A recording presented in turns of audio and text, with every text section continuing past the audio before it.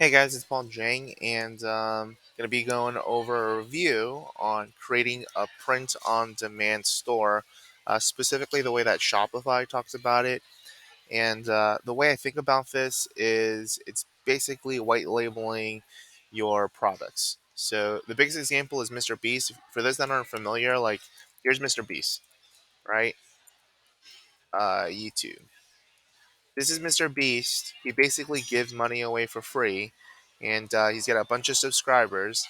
And people talk about his philanthropy and different stuff. He gets money from ads, but one of the things that he also does is he sells merch, right? So he brands out, his logo, right? So here, let's click on one. So Mr. Beast, he has a plethora of different types of merch.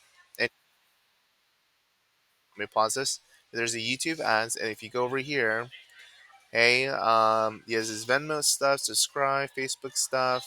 He has his link. Oh, he doesn't have his. Oh, there it is, merch.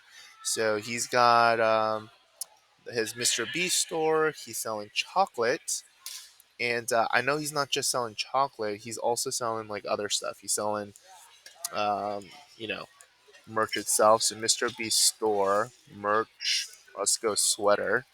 I know this because yeah, okay. Shop Mr. Beast. So he has the official Mr. Beast merch, and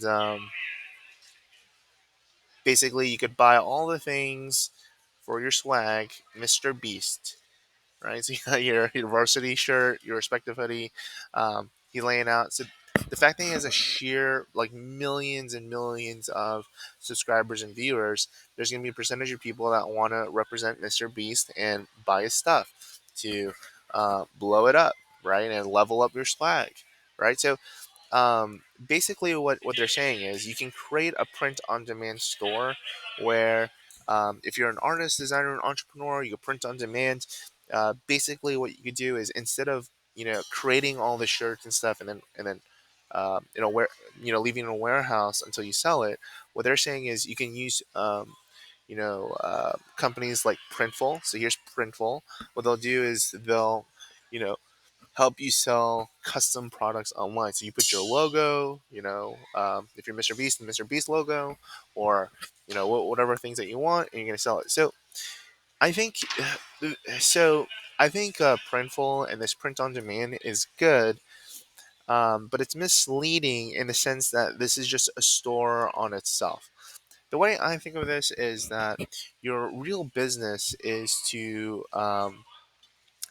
create some kind of content and create a group of followers or people that view your or listen to your content, and or you have an email list. You have some kind of branding, and you want to monetize that. So, you know, I think the like clear example is if you have Mr. Beast, right? He has his YouTube ads.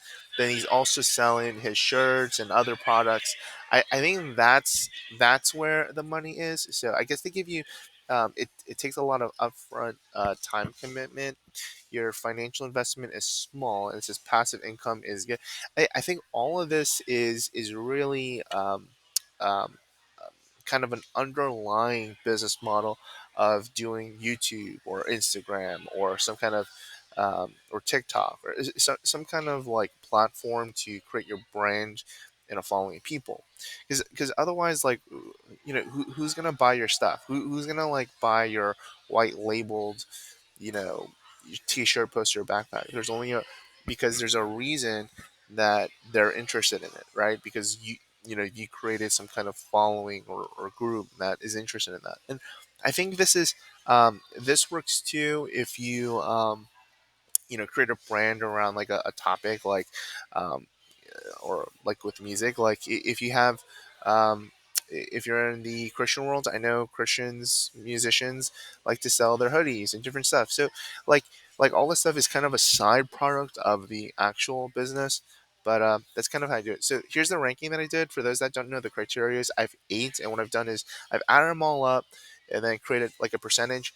And so what's the potential here? Money potential, I put a 7, because it's really dependent, not so much on your store, but really where you're getting your traffic. Is it going to be like from if you're a musician from a concert, you're going to sell like a little bit, a couple $100 worth? Is that a lot of money? I don't know. I mean, I guess to some people it is. I'd put it lower. But if you're doing things like Mr. Beast, that's millions of dollars, right? So you could go much higher or much lower depending on your traffic source, and that's highly dependent on something beyond just your store, right? So your speed to get the money, it could be quick. I just put a five just because it's so highly dependent on some other source. And so if you get that other source right, it's kind of like drop shipping. If you get this other source right, then yes, like your speed could be very quick. But if not, it's going to be very slow, right? So your time investment, I put here a five again. If you're already kind of working on it, I guess this should be, your time investment should be closer to an eight, right? Because who's gonna buy your stuff otherwise? I mean, I guess if you like, created it around like a topic like dragons, I guess that's not trademarked or anything, but if you did something on dragons and created a following and advertised to people and different stuff, like uh, I'm gonna put here five here because it's like highly dependent. If you did ads to reach out to people about people interested in dragons, and you created all these hoodies on dragons and hats on dragons and stuff, like, yeah, that's good. How difficult is that work? Not really. How competitive is it's pretty competitive. Is there like an ability to scale here? Yeah. Um, but I'm gonna put here seven. Your time commitment is, I think it's good. Not so good. I don't know. I'm gonna go back to five. I think it's like pretty flatlined. How I feel about it. It's competitive. It's like pretty competitive. The biggest thing here is that it's not location specific, and so like with that score, you get a 55. Pretty good. It beats the job, but there's potential to make money. I think really the print on demand store works most effectively if you have some kind of channel, YouTube, Instagram, some of that sort, and you brand around something so that people will buy that. Um, so that's kind of, it doesn't have to be you. It could be dragons, cats, dogs, rural living, tiny homes, whatever kind of branding that you have, and you focus on that niche. I think there's potential here. So it doesn't have to be you, but yeah, it's highly reliant on something else. So um, that's what I think about the business. it, if you want to know what I think about in comparison to land investing, I think land investing has some real strong strengths. Let me lift that up over here. For those that don't know, I'm into land investing, so the money potential I think is higher than print on demand stores for most people. Unless you're Mr. Beast, then I give you a 10, right?